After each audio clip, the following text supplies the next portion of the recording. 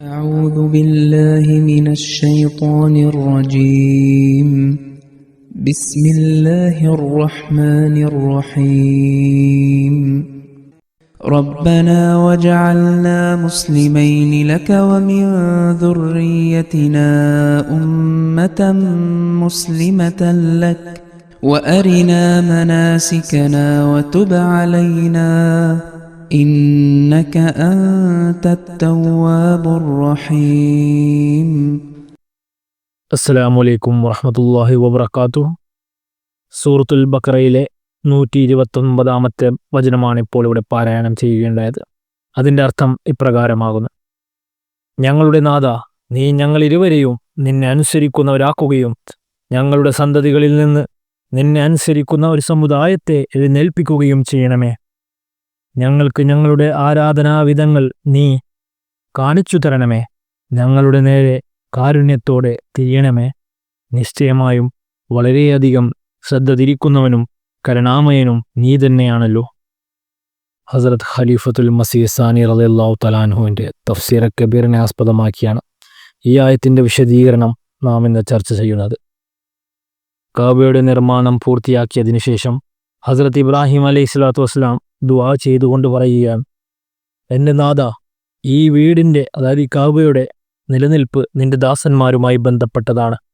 എന്നാൽ വെറുതെ ജനങ്ങൾ വസിക്കുന്നതിൽ ഒരു കാര്യവുമില്ല.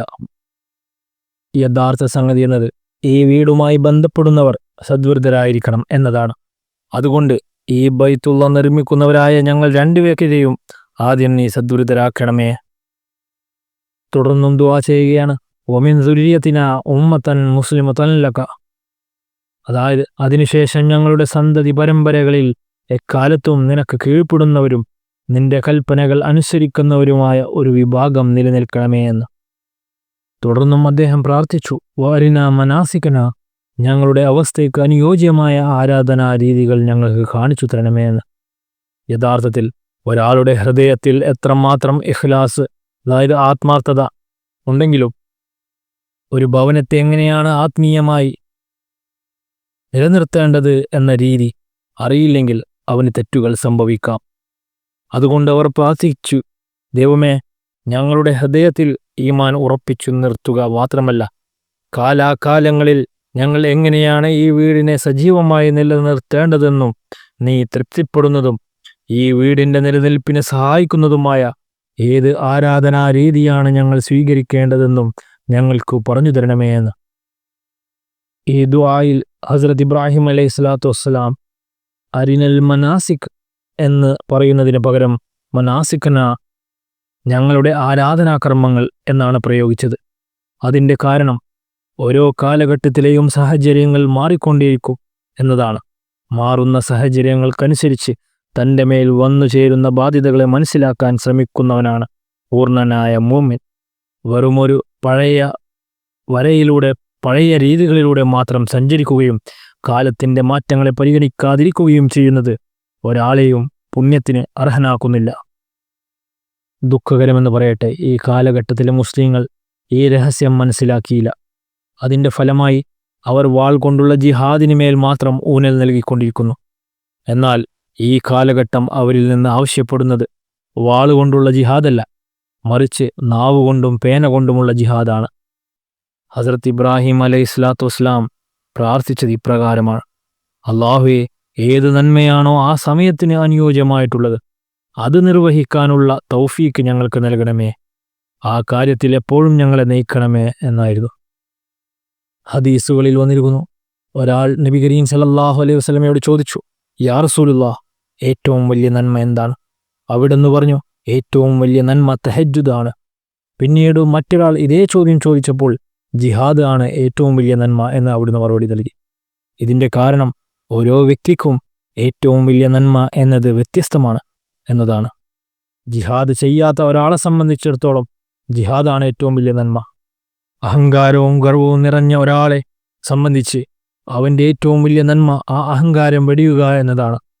ഉറക്കത്തോട് അമിത താൽപ്പര്യമുള്ളതിനാൽ ഇശാ നിസ്കാരവും സുബഹി നമസ്കാരവും ജമാഅത്തായി പള്ളിയിൽ നിർവഹിക്കാൻ കഴിയാത്ത ഒരാൾക്ക് ഏറ്റവും വലിയ നന്മ ആ ഉറക്കം മാറ്റിവെച്ച് പള്ളിയിൽ പോയി നമസ്കരിക്കുക എന്നതാണ്. തഹജ്ജുദ് നിസ്കരിക്കാത്തവന് തഹജ്ജുദ് നിസ്കാരത്തിലാണ് ഏറ്റവും വലിയ നന്മ.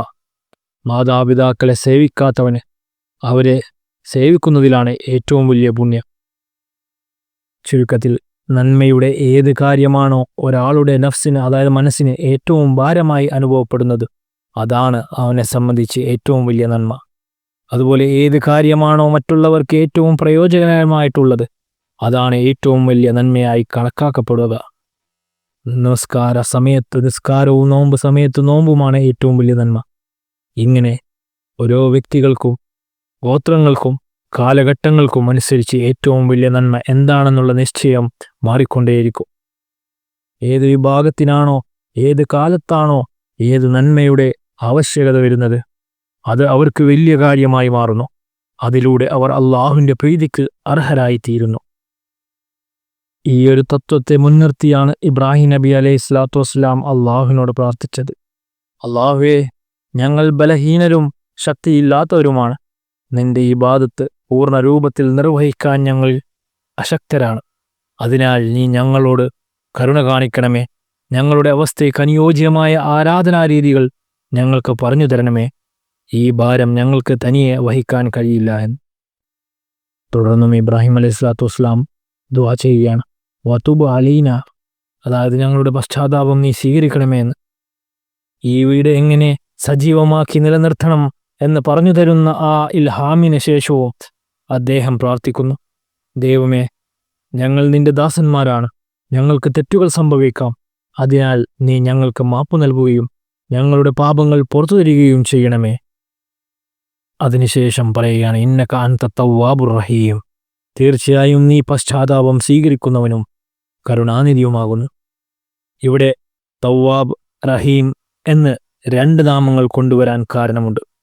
ഒരു ദാസൻ എത്രമാത്രം നല്ല ഉദ്ദേശ്യത്തോടെ പ്രവർത്തിച്ചാലും അവന് തെറ്റുകൾ സംഭവിക്കാം. അത്തരം സാഹചര്യങ്ങളിൽ അള്ളാഹുവിൻ്റെ തവ്വാബിയത്ത്, അതായത് പശ്ചാത്താപം സ്വീകരിക്കാനുള്ള ഗുണം അവനെ സഹായിക്കുന്നു.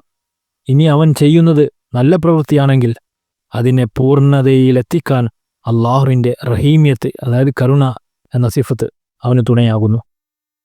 ഇതോടെ ഈ ആയത്തിൻ്റെ വിശദീകരണം ഇവിടെ അവസാനിക്കുന്നു. ജസാക്കുമുല്ലാഹു വ ഖൈറൻ. അൽഹംദുലില്ലാഹി റബ്ബിൽ ആലമീൻ.